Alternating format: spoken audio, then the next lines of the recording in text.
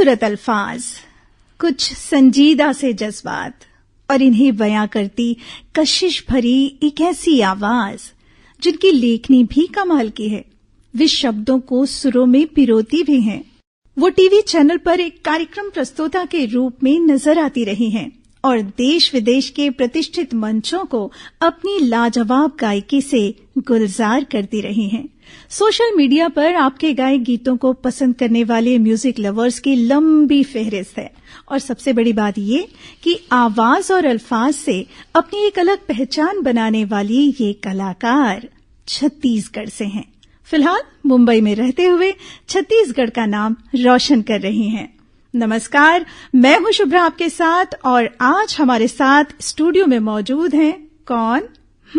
जरा ठहरिए, पहले आपको सुनवाते हैं उनकी आवाज और फिर बताते हैं उनका नाम।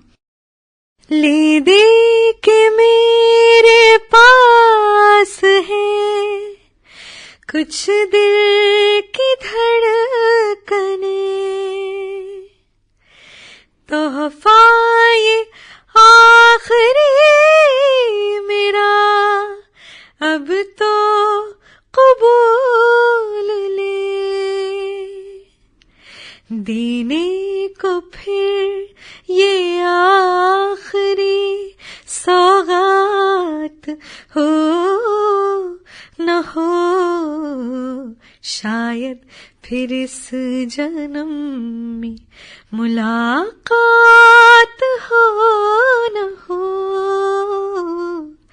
लग जा गले कि फिर ये हंसी रात हो न हो, शायद फिर इस जन्म में मुलाकात हो न हो, लग जा गले हे हे। क्या बात, क्या खूब ये मुलाकात है। अपनी आवाज और अल्फाज से ज्ञान, बुद्धिमत्ता और शक्ति की प्रतीक अपने नाम को सार्थक करते हुए हमारी आज की मेहमान हमारे साथ स्टूडियो में मौजूद हैं। तो बहुत बहुत स्वागत आपका ज्ञानिता द्विवेदी जी, नमस्कार। Thank you so much Shubhra ji, आपको भी नमस्कार। वैसे तो काफी सारे प्रतिष्ठित मंचों पर आपने प्रस्तुतियां दी हैं, लेकिन आज आप आकाशवाणी रायपुर के स्टूडियो में मौजूद हैं और हमारे लिसनर्स से आप रूबरू हो रहे हैं, तो कैसा लग रहा है आपको? मुझे बहुत बहुत अच्छा लग रहा है, क्योंकि अपने शहर में आकाशवाणी में आना और आपके साथ बातचीत होना, ये अपने आप में एक बहुत सुखद एक एक्सपीरियंस है, जो मुझे एक कहते हैं ना कि we never knew we needed it. मुझे नहीं पता था कि मुझे चाहिए था ये, बट आज अच्छा लग रहा है बहुत, क्योंकि अपने खुद के शहर की बात है, रायपुर की बात है, छत्तीसगढ़िया हूँ। बिल्कुल।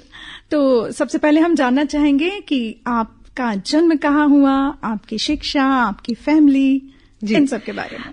तो मेरा जन्म हुआ है पटना में। मेरा नानी घर पटना है, पापा बलिया यूपी से, और लेकिन मेरा पूरा पालन पोषण छत्तीसगढ़ में हुआ है। जब मैं 4 या 5 साल की थी तो उस समय मम्मी पापा यहाँ आ गए थे, तब से हम यहीं सेटल्ड हैं। मेरा पूरा स्कूलिंग सेंट जेवियर से हुआ है और कॉलेज पूना से किया इंजीनियरिंग, फिर वापस आके यहाँ पे थोड़ा सा करियर किया, शोज किए, नोएडा में महुआ में काम किया।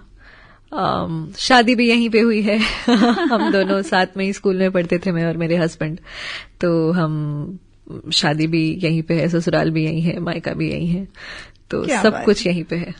गाने की शुरुआत यहीं से हुई, एवरीथिंग सब रायपुर। तो इतना मीठा आप गाती हैं, मन हो रहा है आपसे पूछें कि जब आप छोटी थी तो आपने बोलना पहले शुरू किया था या गाना? आई थिंक बोलना ही पहले शुरू किया होगा, इतनी तो कोई उस्ताद के घराने से तो हूं नहीं मैं कि गाना पहले शुरू। हालांकि मैं अपनी बेटी से उम्मीद करती हूँ कि माँ पा बोलने से पहले सा बोले, बट वो अभी बहुत छोटी है उस चीज को करने के लिए। बट हाँ, गाना जो है आई थिंक बहुत जल्दी शुरू किया था मैंने, इसीलिए मम्मी पापा ने मुझे श्री राम संगीत महाविद्यालय में आई थिंक 9 साल की उम्र में डाल दिया था, और उसी समय से स्टेज पे भी गाने लगी थी मैं। अच्छा। हाँ, 9 साल की उम्र में पहली बार स्टेज किया था। तो श्री राम संगीत महाविद्यालय में जो आपको सिखाते थे उनका जी, सबसे पहले कान्हे मैम सिखाती थी 2 साल, और उसके बाद 4 साल अष्टिकर मैम ने सिखाया। और वहां से जो बेसिक जो शिक्षा मिली है, जो एक बेस बना है, वही पूरे आज तक काम आ रहा है, वही पूरा जीवन काम आया है। वहां पे जो एक माहौल मिला, जो 6 साल रोज शाम को स्कूल से वापस आके रोज शाम को साइकिल से मैं जाती थी, और उसका जो एक प्रभाव पड़ा, उसी चीज का आज तक मैं काम ला रही हूँ।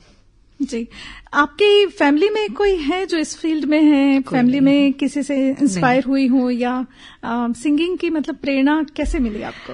तो मुझे अब एक 9 साल के बच्चे को कहाँ से प्रेरणा मिलेगी? कोई प्रेरणा नहीं मिलेगी कहीं से, उसके पेरेंट्स को देखना होता है।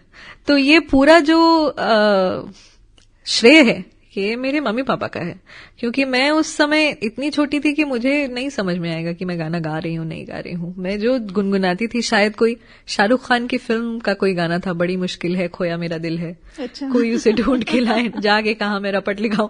तो ये गाना शायद मैं गाती थी, मुझे बताया जाता है ऐसा कि ये गाना मैं गाती थी, और इसको बहुत पसंद करते थे सब घर वाले कि ये अच्छा गाती है।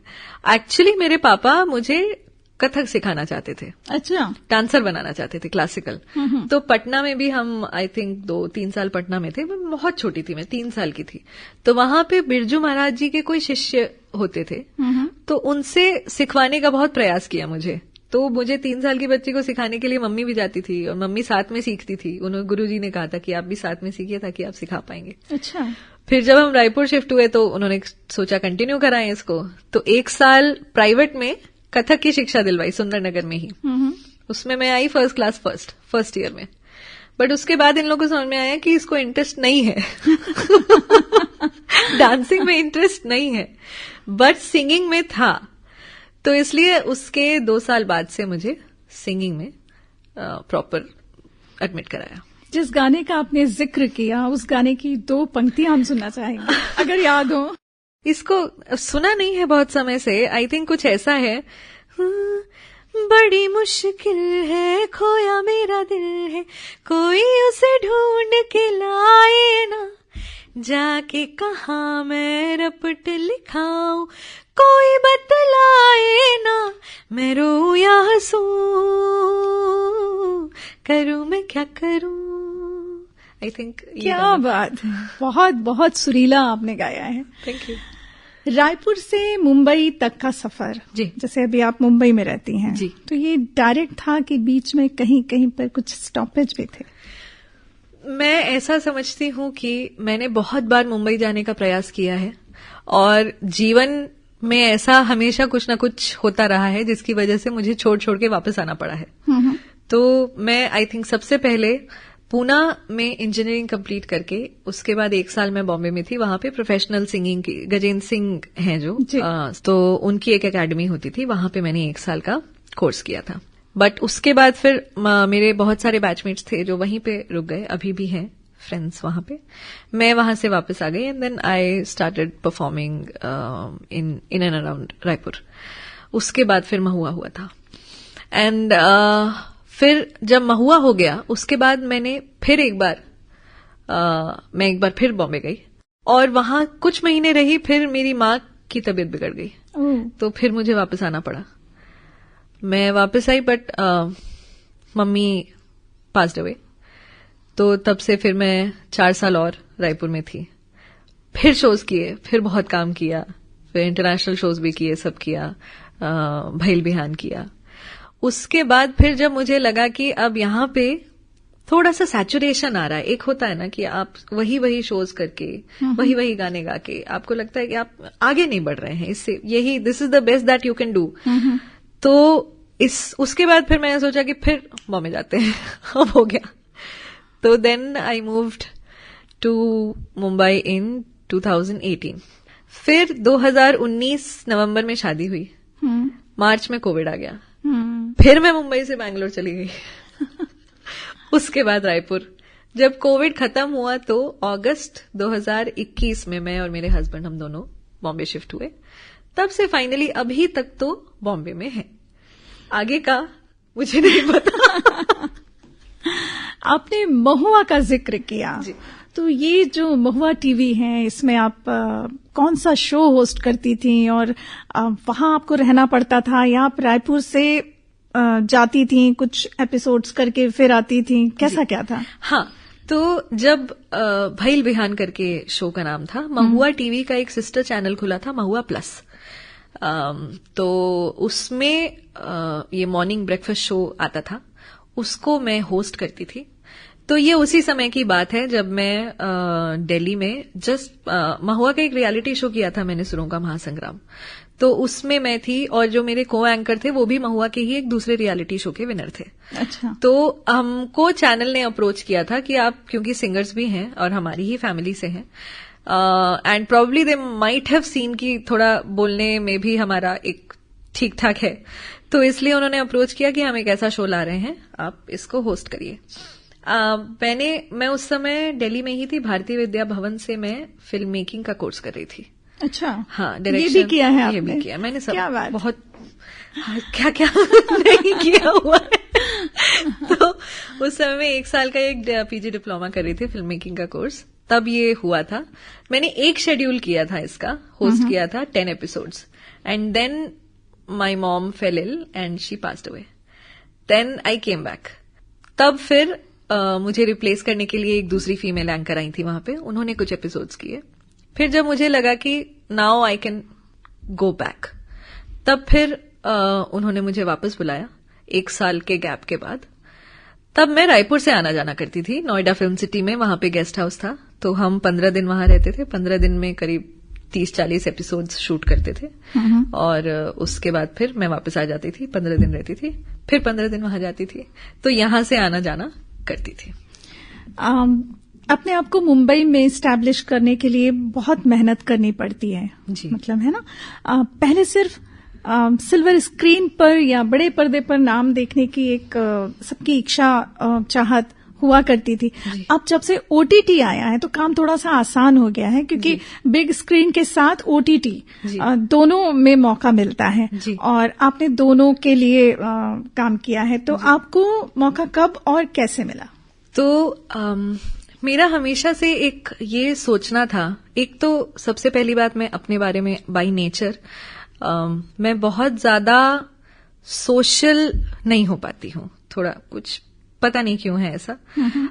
बट जो एक होता है ना, एक बॉम्बे जाके अगर आप एक सिंगर हैं या एक्टर हैं तो आपको बहुत सारे लोगों से मिलना जुलना पड़ता है, दोस्ती रखनी पड़ती है, जान पहचान रखनी पड़ती है, आपको जगह जगह पार्टीज में जाना पड़ेगा, हैंगआउट्स में जाना पड़ेगा, लोगों के साथ घुलना मिलना पड़ेगा रोज, तो जाके आपका एक नेटवर्क बनता है, कनेक्शन बनता है। तो मुझे आई थिंक ये शुरू से पता था कि मैं ये तो नहीं कर पाऊंगी, क्योंकि बहुत ज्यादा लोगों से मिलना जुलना ये मुझसे नहीं हो पाता है। तो देन आई थॉट कि मेरे पास एक और रास्ता है, और वो ये है कि अच्छे कंपोजर्स को असिस्ट करना। वो इतना फूल प्रूफ तरीका होता है। आप अगर अच्छे कंपोजर्स को असिस्ट कर रहे हैं तो एक तो आप उनके लिए स्क्रैचेस गाते हैं, गाने गाते हैं, उनकी कॉम्पोजिशंस, तो नए गाने, नई कॉम्पोजिशंस गाने की आदत होती है, नहीं तो एज अ सिंगर आप हमेशा दूसरों के गाए हुए गाने गा रहे होते हैं। तो अगर आपको एस्टैब्लिश होना है तो बहुत जरूरी है कि आप फ्रेश कॉम्पोजिशंस को गा पाएं। किसी और सिंगर का गाया हुआ गाना बहुत इजी होता है, फ्रेश कॉम्पोजिशन कंपोजर की आवाज से सुन के और अपना एज अ सिंगर उसको रेंडर करना, that is a very different thing. तो वो उसका एक्सपीरियंस मिलता है आपको। प्लस मेरे साथ ऐसा हुआ कि संजोग से मैं जैसे ही बॉम्बे पहुंची, तो आप जानती होंगी मनोज अंकल हैं, मनोज वर्मा जी, नेशनल अवार्ड विनर डायरेक्टर, हमारे छत्तीसगढ़ की शान है। तो वो उस समय भूलन को प्रमोट कर रहे थे बॉम्बे में, मोंटी शर्मा जी ने उसका बैकग्राउंड दिया था। तो उनके थ्रू मेरी मोंटी जी से मुलाकात हुई, वो भी उस समय वहीं थे, मैं भी वहीं थी। तो मैंने मोंटी जी को असिस्ट करना शुरू किया, मोंटी शर्मा जी को। हाँ, तो 1 साल मैंने मोंटी जी को असिस्ट किया, उनके लिए बहुत स्क्रैचेस गाए, बहुत सीखने को मिला। और I think Monty ji is one of the few extremely learned musicians. Indian classical, western classical दोनों में उनकी सेम पकड़ है। वो घराने से आते हैं, लक्ष्मी प्यारेलाल जी के वो हैं, भतीजे हैं, वो घराने से आते हैं। तो उनसे जो 1 साल सीखा मैंने, मेरा इंट्रोडक्शन हुआ म्यूजिक प्रोडक्शन में भी। लॉजिक करती थी मैं उनके साथ मैंने जीनियस, अनिल शर्मा के ने अपने बेटे को लॉन्च किया था जीनियस फिल्म में, तो वो उसका बैकग्राउंड कर रहे थे, तो उसमें मैंने उनको असिस्ट किया। तो बैकग्राउंड स्कोरिंग कैसे होती है, क्या होती है, किस तरह से बैकग्राउंड स्कोर दिया जाता है, उसका पता चला मुझे। मतलब बॉम्बे शिफ्ट होने के बाद जो नए आवाम खुले म्यूजिक में, उससे मैंने इतना सीखने की कोशिश की ना, उससे अपना दायरा इतना बढ़ाया। यहां पे मैं सिर्फ एक सिंगर थी, वहां जाके मैंने म्यूजिक प्रोडक्शन से इंट्रोडक्शन किया। मुझे पता चला बीजीएम कैसे बनता है, मुझे पता चला कि गाने कैसे बनते हैं। गाने बनना सिर्फ एक छोटा सा प्रोसेस नहीं होता है, उसमें एक कंपोजर होता है, एक राइटर होता है, एक सिंगर होता है, स्क्रैच सिंगिंग होती है, फिर ट्रैक बनता है, ट्रैक को एक म्यूजिक प्रोड्यूसर प्रोड्यूस करता है, उसके ऊपर उसमें लाइव परफॉर्मेंसेज होते हैं, जो भी होते हैं, फ्लूट बजाना है या सेक्शन बजाना है आपको, वायलिन का, स्ट्रिंग्स का, जो भी चाहिए, लाइव रिदम करना है, वो होता है। उसके बाद में फिर फाइनल डबिंग होती है, उसका मिक्स मास्टर होता है, उसका मेलोडाइन होता है, तब जाके गाना जो है वो, एक गाना जो है वो तैयार होता है। उसका इतना लंबा प्रोसेस होता है। और बैकग्राउंड स्कोर में भी ऐसा ही होता है, सेक्शंस बनते हैं, हर मूवी के रील्स आते हैं, रील्स के सेक्शंस बनते हैं, सेक्शंस में फिर म्यूजिक प्रोड्यूसर ने उसको प्रोड्यूस कर दिया, उसके बाद फिर उसकी लाइव रिकॉर्डिंग हो रही है, रिदम सेक्शन बज रहा है, स्ट्रिंग सेक्शन बज रहा है। तो इन कुछ सालों में मैंने मोंटी जी को असिस्ट किया। उसके बाद फिर कोविड के बाद जब मैं वापस गई, फिर मैंने मेघदीप बोस करके एक म्यूजिक प्रोड्यूसर हैं बहुत बड़े, उनको असिस्ट किया। अब शमी टंडन म्यूजिक डायरेक्टर हैं, उनको असिस्ट कर रही हूं। उनके साथ करीब 18 गजलों का हमने एक पूरा वो किया, जिसमें रेखा भारद्वाज जी से लेके उदित नारायण जी, कविता कृष्णमूर्ति, नेम इट, सारे सिंगर्स से हमने गवाए। उसमें म्यूजिक सुपरविजन का मौका मिला मुझे। इन सारे महानुभावों को डब कराने का मौका मिला, इनके लिए स्क्रैचेस गाए मैंने, इनसे गवाए ये गाने।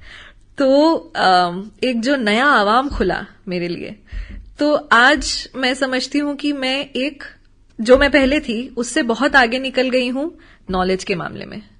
अब मुझे समझ है म्यूजिक की 360 डिग्री ऑल अराउंड, पूरा प्रोसेस जो होता है उसमें घुसी हुई मैं। रिकॉर्डिंग स्टूडियोज में mix engineers, sound engineers, artist, session players, इन सारे लोगों से। I am not just a singer, I am also musician. क्या बात है।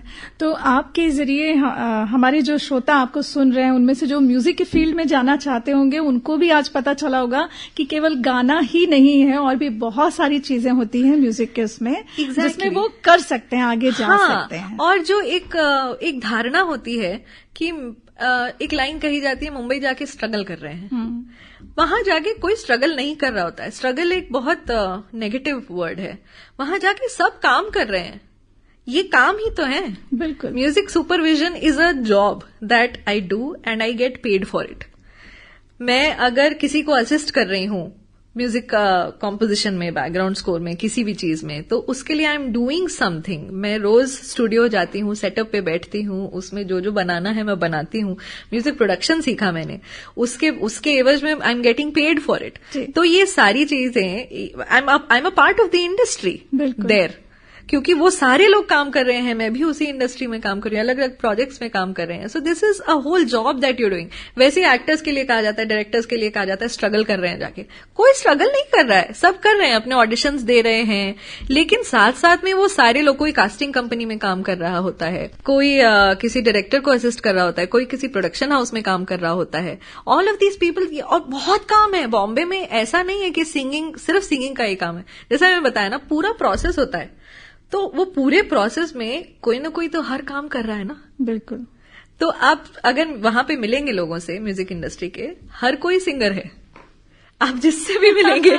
अगर किसी स्टूडियो में बैठ के कोई रिकॉर्ड कर रहा है ना, किसी को एक रिकॉर्डिंग इंजीनियर बैठा हुआ है, वो भी सिंगर ही है। बट वो रिकॉर्डिंग का काम कर रहा है। एंड यू नेवर नो कि किसका कब, और सब गाते रहते हैं, किसका कब कैसा लक निकलता है, लेकिन मीनवाइल सब काम कर रहे होते हैं। जी। ये एक धारणा मैं चाहती हूं कि चेंज हो। बहुत सही कहा आपने। जैसे पहले लोग सोचते थे आरजे मतलब केवल आरजे, रेडियो में जो बोलने वाले वही, लेकिन उसमें भी बहुत सारी चीजें होती हैं, प्रोडक्शन होता है, वॉइस ओवर आर्टिस्ट होते हैं, बहुत सारी चीजें होती हैं। तो म्यूजिक पर इतनी सारी बातें हमने की जी। अब एक गाना आपसे सुनना चाहेंगे, कौन सा हमारे श्रोताओं को आप सुनवाना चाहती हैं? देखिए, मैं बहुत पुरानी आदमी हूँ। अब तो शक्ल और बालों से भी उम्र हो रही है, पर अंदर से मैं बहुत पुरानी हूँ। तो मुझे पुराने गाने गाने में बहुत मजा आता है। मोहब्बत जो करते हैं वो मोहब्बत जताते नहीं, धड़कने अपने दिल की कभी किसी को सुनाते नहीं, किसी को सुनाते नहीं।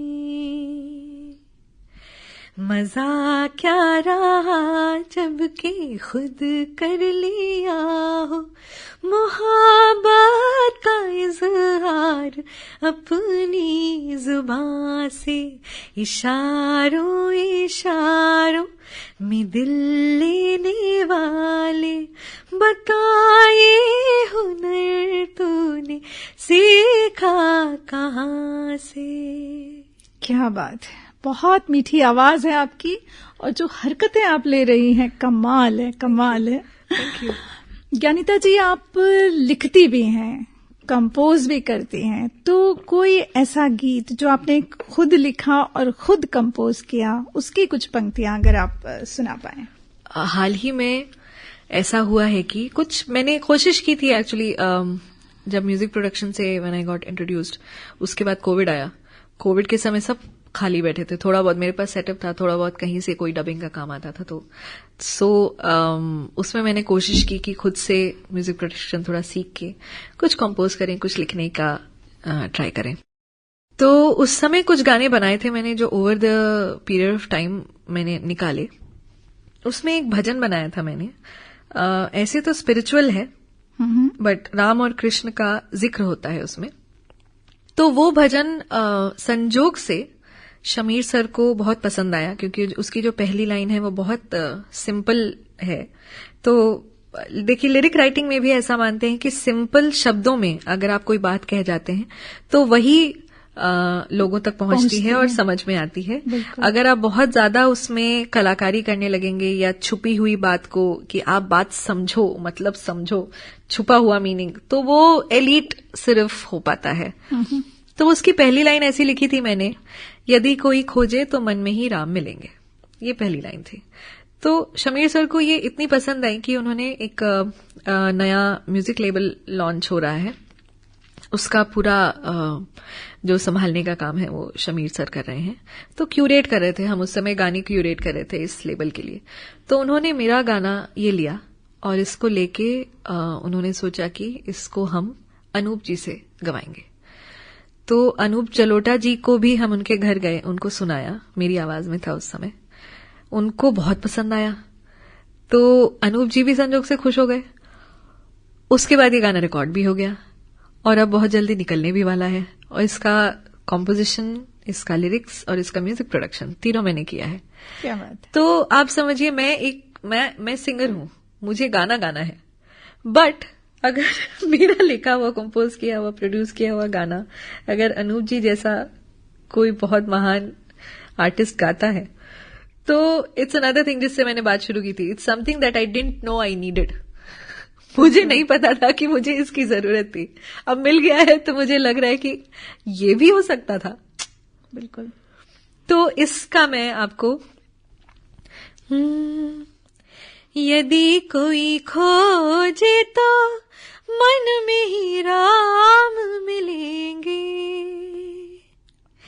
यदि कोई खोजे तो मन में ही राम मिलेंगे,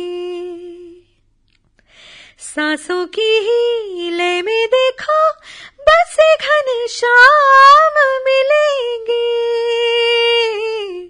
यदि खोजे तो मन में ही राम मिलेंगे। क्या बात है, ये गाना है आपका लिखा हुआ, आपका कंपोज किया हुआ, और अनूप जलोटा जी इसमें अपनी आवाज दे रहे हैं, बहुत बड़ी बात है। बहुत खूबसूरत लिखा है आपने। सोशल मीडिया पर आप एक वायरल आर्टिस्ट हैं और लास्ट 2-3 इयर्स से अल्फाज और आवाज के जरिए भी आप बहुत जगह आती जाती रही, बहुत परफॉर्मेंस आपने दिए हैं। तो ये जो प्रोजेक्ट है या ये जो प्रोग्राम है, इसमें हमारे अपने छत्तीसगढ़ के 2 और नामचीन लोग जुड़े हुए हैं, अजय साहब जी और राजेश सिंह जी। आपका जुड़ना कैसे हुआ? अजय सर और राजेश सर दोनों, आई थिंक ये बहुत कम लोगों को पता है कि दोनों IAS ऑफिसर्स हैं, IRS ऑफिसर्स। तो उस समय दोनों यहाँ इनकम टैक्स कॉलोनी में रहते थे। अजय सर कमिश्नर थे और राजेश सर एडिशनल कमिश्नर थे। दोनों के बंगले बिल्कुल आजू बाजू थे। और संजोग से अजय सर शायर और Rajesh sir singer composer, classical trend. तो इन दोनों का जो राम मिलाई जोड़ी होता है वो बिल्कुल हो गया उस समय कोइंसिडेंटली। तो इन लोगों ने कोलैबोरेट करके परफॉर्म करना शुरू किया। तो जब इन्होंने एक शो किया था यहाँ रायपुर में, उस समय मैं भी परफॉर्म करती थी यहाँ पे। तो एक एडिशनल सिंगर उस शो में कुछ फिल्मी नगमे गाने के लिए, बिकॉज वो लोग ओरिजिनल कॉम्पोजिशंस ही गा रहे थे अपने, तो कुछ फिल्मी नगमे और एडिशनली गाने के लिए मुझे बुलाया गया वहां। तो मैं भी गई परफॉर्म करने के लिए। अब उसके बाद जब इन लोगों ने सोचा कि हमें अपने शो में एक फीमेल सिंगर भी रखनी चाहिए, क्योंकि एक फीमेल पॉइंट ऑफ व्यू से भी कुछ गजलें थी उनके पास, कुछ लाइंस थी, तो उन्होंने फिर मुझे ग्रेशियसली याद किया and I was more than happy to join them, क्योंकि ओरिजिनल चीजें गाना स्टेज पे बहुत कम मिलता है। तो मैंने वो राजेश सर की कॉम्पोजिशन, अजय सर की लिखी हुई गजलें, बहुत खूबसूरत लिखी हुई गजलें, वो मैंने सीखी उनसे। फिर हमने आई थिंक भिलाई में पहला परफॉर्मेंस दिया था। और जो पुराने गानों पे नई लाइंस भी लिखते हैं अजय सर, जिससे मैंने ओपन किया था, वो भी कमाल होती है। मतलब उस स्तर का लिखना, उस स्तर की लेखनी, बिल्कुल जो उस पुराने गाने का जो थॉट रहा होगा उससे मैच करता हुआ आज की डेट में लिखना बहुत बड़ी बात है। इसीलिए अजय सर की लाइंस इतनी ज्यादा वायरल है। जी, तो कहाँ कहाँ आपने प्रोग्राम किए? आपने देश में भी किया, विदेशों में भी आपके परफॉर्मेंस हुए? जी, अल्फाज और आवाज से मैं अभी तक तो मैं नहीं गई हूँ विदेश। राजेश सर, अजय सर उसके पहले जा चुके हैं। लंदन, स्विट्जरलैंड, दुबई, ये सब जगह पे आई थिंक उन लोगों ने परफॉर्म किया है। और हमने साथ में तो बहुत, गुजरात में किया है हमने, पंजाब में किया है, उड़ीसा में किया है, बॉम्बे में किया है। हाँ, ये सारी जगहों पे परफॉर्म किया हमने, वडोदरा, लुधियाना। तो आकाशवाणी रायपुर की तरफ से हम कहना चाहेंगे आपको शुक्रिया कि इतनी सारी बातें आपने बताई म्यूजिक इंडस्ट्री के बारे में, जो हमारे श्रोताओं को और जो भी इस फील्ड में जाना चाहते हैं उनके लिए बहुत बहुत उपयोगी जानकारियां रही। ज्ञानिता जी, आपने इतना वक्त निकाला, हमारे स्टूडियो में आई और इतनी अच्छी बातचीत आपसे हुई कि वाकई मजा आ गया और बहुत मीठे मीठे गीत भी हमको सुनने को मिले। तो आपका बहुत बहुत शुक्रिया। Thank you so much Shubhra ji. Thank you so much Akashvani Raipur पूरी team. Thank you so much for having me here. तो श्रोताओं, ये थी हमारी आज की मेहमान, वायरल सिंगर और शो होस्ट और प्लेबैक सिंगर और कंपोजर ज्ञानिता द्विवेदी जी, जिनसे आज बड़ी ही रोचक बातचीत हमने की है और हमें पूरा यकीन है कि हमारी ये बातचीत आपको जरूर पसंद आएगी। तो अब अगली मुलाकात तक शुभ्रा को दीजिए इजाजत। नमस्कार।